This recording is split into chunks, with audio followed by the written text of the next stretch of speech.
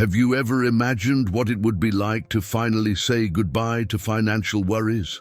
You work hard, put in the effort, but it always seems like the money is never enough. The frustration of seeing your dreams delayed, of not being able to provide the best for your family, is something we all know well. But what if I told you there's a proven formula endorsed by none other than Warren Buffett, one of the wealthiest men in the world, to change this reality? In just 3 simple steps, you can start building your wealth consistently and securely. It's time to turn the tables and achieve the financial freedom you've always dreamed of. So, if you're ready to change your life and achieve financial freedom, pay close attention to the words of Warren Buffett. I started investing when I was 11 years old. I procrastinated until I was 7 or 8, but unfortunately, I didn't start sooner. I bought my first stock at 11 and started experimenting with various things, like stock timing, charts, and making lots of attempts. It was a lot of fun, even though it didn't make a profit, but it was enjoyable. I kept doing it until I was 19. I read every book on investments in the public library and devoured everything. It was very interesting to me, but I didn't have a solid foundation. I was just searching for something, hoping that some details in the chart would tell me what a stock was going to do. It was kind of crazy, but everyone was doing it, so I thought, why not? Sometimes I would even turn the chart upside down, and it still didn't help. In 1949, I read The Intelligent Investor by Ben Graham. I'd never heard of him until then. In fact, there are only 2 chapters in that book that are the key to everything. But they define my way of thinking about investments in 3 ways. It's so basic and simple that it's hard to understand how it can be so important. But just like the 10 Commandments, they are simple. The first thing is that a stock is part of a business. This means you can't see a stock as something separate. You evaluate a business and then divide it by the number of shares that are on the market. But what you really need to think about is what kind of business this is. Do you understand the economic characteristics of the competitors, what the management of the company is like, everything that relates to a business, instead of just thinking about that stock symbol I knew when I was 11 or 12 years old? I knew the codes of practically all the companies on the New York Stock Exchange. I could even memorize the Harris panels, but I didn't know anything. I knew that X was Y. It was all about steel and such, but I didn't know anything. I had no idea what was behind it. So I had to start seeing those small symbols and names on paper as companies and think about how to evaluate a business. What really matters? The second thing in the book is that Graham presents an important point about how the investor should react to changes in the stock market. He talks about his mythical Mr. Market in Chapter 8. There is nothing better written about the investor's attitude. Regarding stock prices, most people react in the wrong way. They feel good when their stocks go up and feel bad when they go down. They think the stock market is there to guide them, as if Mr. Market were a partner you have in investments. And look, he's a very helpful partner. This guy shows up every day and tells you how much he'll pay for your interest in the business, or how much he'll sell you more for the same price. Nobody does that in the private market. I had a gas station with someone, and I would say every day that I wanted him to come in and offer me his half of the station. Then I could either buy his part or sell my part for the same price. He had to do that every day, and he would be at a huge disadvantage, especially if he were Mr. Market, because Mr. Market, or a friend of his, always gave you those different numbers every day, both at the beginning and at the end of the day. A price that you're going to buy. The interesting thing about it is that this guy is a manic depressive alcoholic. He's as crazy as they come. He wanders around all day, watching crazy things, and he's going to talk about a bunch of strange prices, but you don't have to pay attention to them unless it's advantageous for you. If it's once a year or once every 5 years, it's a 3,000 action. All you have to do is sit and wait. You have no moral obligation to this guy. He's saying these numbers that you didn't even ask him to, but he's doing it. And all you have to do is choose that moment when he's especially depressed or very excited or drunk. I don't know. And the market will be all those things at once. And you take advantage of that. That's what's amazing about stocks if you stop to think about it. If you look at the highs and lows of all these American companies over the past year, you'll see several cases. After a case where the price is twice as low, this is for American businesses that are functioning, paying people, selling products and such. If you go out and look at farmland 10 miles from here, there's no way the value of the land will vary from X to 2X. It might go from X to 1.1X or vice versa. If you look at an apartment building nearby and the numbers on those buildings over a year, it won't change 10% in any specific year, but here are the best. From American companies and people, you just release these numbers out there, and you don't need to participate unless you want to. That's what's important, and that's what Graham teaches you. The market isn't there to teach you anything. The market is basically there to serve you when you want it to serve you. You know, one of the most important things to remember about stocks, it's hard, but people have all these feelings about it, is that the stock doesn't know you're its owner. Look, you're sitting there with these Berkshire certificates, and the company doesn't even know you own it, right? And the shares are being traded now, and they don't even know you own them, so they have no feelings for you. I mean, you can have 1,000 feelings about it, but it's just part of a business. If Berkshire is worth 75,000 times 1.5 million shares, I don't know, more or less 110 billion or something like that, it's a good investment. If not, it's a bad investment. Value the business. And Graham, you know it's incredible. But people don't do that on Wall Street. You might hear about price targets and that kind of thing, but you don't see anyone writing an article saying what the essence of this business is for the next 20 years. You know, how much should this business be worth? Forget what it's worth now. Actually, one of the things I always like to do when analyzing investments is to look without knowing the price. Because if you see the price, automatically it has some influence on you if you just sit with the reports. If I have an idea to research a company and get those 10Ks and everything, I'd rather not know the price because I'd like to evaluate without that information. When I used to bet on horses as a kid, one of the things I did was get the race sheet in advance. And if there were 9 horses in a race, the odds of each one winning had to add up to 100%.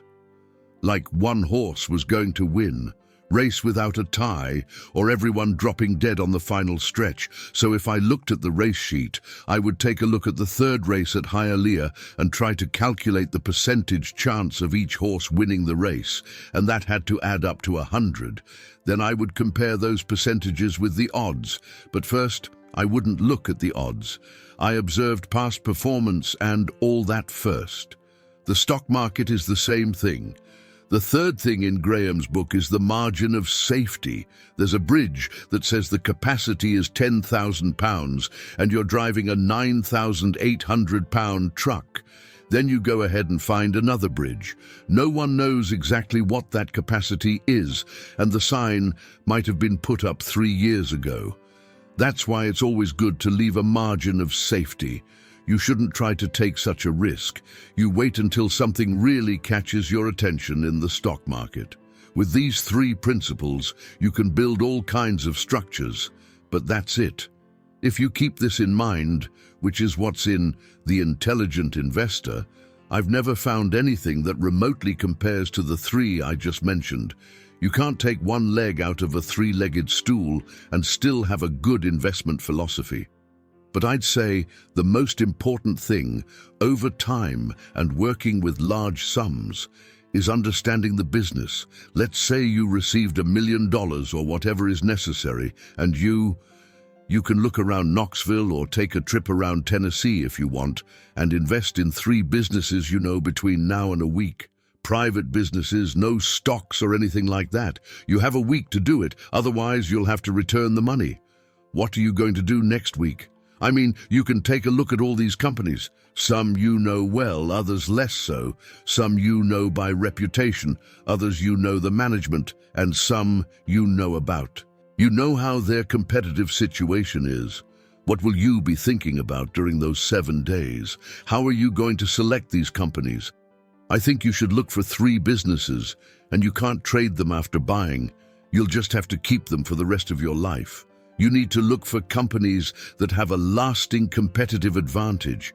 Don't make the mistake of buying a Burger King franchise just because there's no one 10 miles away because, Wendy's and McDonald's are around. Soon, everyone will be there. It's not just about who's making more money now. You have to look for something that has a lasting competitive advantage. This needs a business that has some protection around it, because capitalism, by definition, is a system where every time someone builds an economic castle, someone else will try to take it. It's the nature of things. If you open a restaurant that's successful here in town, you can be sure someone will copy your menu and probably even take your chef. Maybe you should lower the price. Maybe offer a little more parking. Maybe improve a little, I don't know. Anyway, that's what capitalism is, right? It's chasing someone else's castle. If that's the case, you want a castle with a large moat around it. There are many ways to have an advantage in something. You can get this with patent protection or by location in certain areas. I mean, if you have something in people's minds like Coca-Cola, 6 billion people in the world, practically all of them have something in mind about Coca-Cola. In general, they don't have anything in mind about RC Cola. Even if RC Cola spends $1 billion on advertising, it won't change that. But they have something in mind about Coca-Cola, and it's usually something positive. That's why Coca-Cola wants to be where people are happy. At the movies, at Disney, at the championship final, they want you to always be drinking Coca-Cola at those moments, living happy moments, and if they achieve that, they will sell a lot of Coca-Cola. And it won't matter if someone charges half a cent less for a product than Coca-Cola, so that's a lasting competitive advantage. And you want the company to be managed by honest and competent people. You don't want to get in with a crook or an idiot. The best companies to buy are those where even an idiot could keep the ship afloat. I mean, Peter Lynch always says to buy a business that's so good. An idiot can keep it going because sooner or later you'll find out. And there's a bit of truth in that. Actually, the other day, a group of students asked me, what would happen to Berkshire when I go crazy? I said that Berkshire is so good I can go crazy as much as I want. Actually, I can even go a little crazy. These are the kinds of businesses you want to have. But it's important that the management is competent and honest, and that the price is reasonable. And that's what you should be looking for.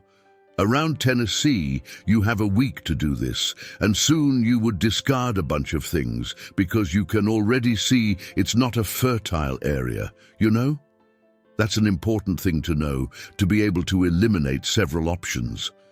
There was a very good article in the New Yorker about 30 years ago when Bobby Fischer was playing against Spassky in that famous chess match that caught the world's attention. They analyzed how the mind can, with billions and billions of possibilities, group things. So it immediately puts you in front of 4 options. And of course, when humans play something like deep thought, or whatever the latest version of the computer is, that computer does maybe 700,000 or even 1 million calculations per second. And the human mind is competing with that. But the computer is checking all the possibilities, while the human mind somehow manages to discard 99% of the things that the computer has to analyze, to focus on the 3 or 4 options that really make sense. And investing in them is not that difficult, because there aren't that many companies like that.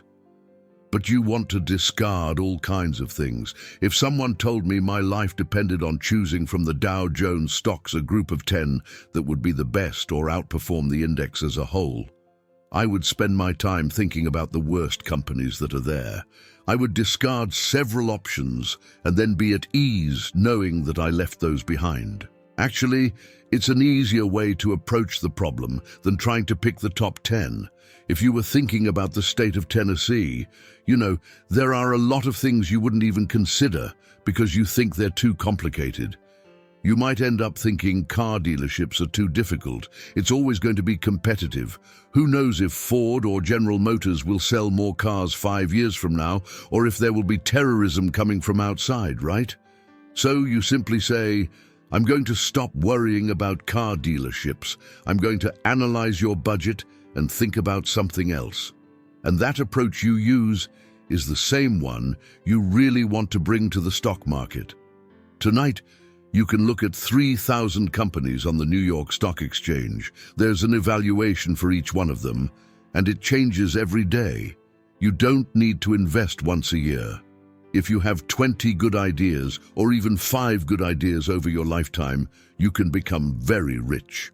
Sometimes I tell students that it would be better if they had a card with 20 stamps instead of listening to someone at a party and the next day already buying some stocks. They would really think about each stamp. There are only 20 stamps, that's a lot, but you have to make sure you don't use any of them for silly reasons. We never want to buy anything small at Berkshire. It doesn't make a difference. You know, we want to think about things that can really make a difference, and it gets harder as capital increases. It grows more, but that's how we focus on investments. However, it's also important to consider that besides financial investments, there's another type of capital that we should value: intellectual and social capital. Investing in knowledge and the relationships we build over time can be just as or even more valuable than investing in stocks. For example, the network of contacts you build, the lessons you learn throughout your career, and the knowledge gained from past experiences are resources that can be leveraged in times of crisis or market uncertainty. Moreover, it's crucial not to underestimate the impact that technological advances and social changes can have on the companies and sectors you invest in. We are living in an era where innovation is reshaping entire industries. Companies that seem indestructible today can be challenged by agile startups that use new technologies to offer more efficient and accessible solutions. Therefore, while you evaluate the durability of a company's competitive advantage, you should also pay attention to how the company is preparing for the future. Finally, always maintain a long-term perspective. In the world of investments, patience is a virtue. The market can be volatile in the short term, but investors who remain calm and steadfast in their convictions tend to reap the rewards in the long run. So, keep studying, seeking knowledge, and surrounding yourself with people who share your passion for learning and growing. That's the true secret to success in investments and life. Remember that although the stock market offers great opportunities, success depends on your ability to make informed decisions, maintain discipline, and, above all, act with patience and foresight. These are the qualities that will turn good ideas into great achievements over time. Now, to let me know that you're a person on the path to success, comment below, "I will be rich and prosperous." When I see this comment, I'll be pleased to respond, because I'll know you're on the right track and have stayed with me until now. And now, on your screen, there are 2 incredible videos that I've prepared especially for you. I'm sure they will add a lot of value to your life, so click on them and watch them right now. See you soon.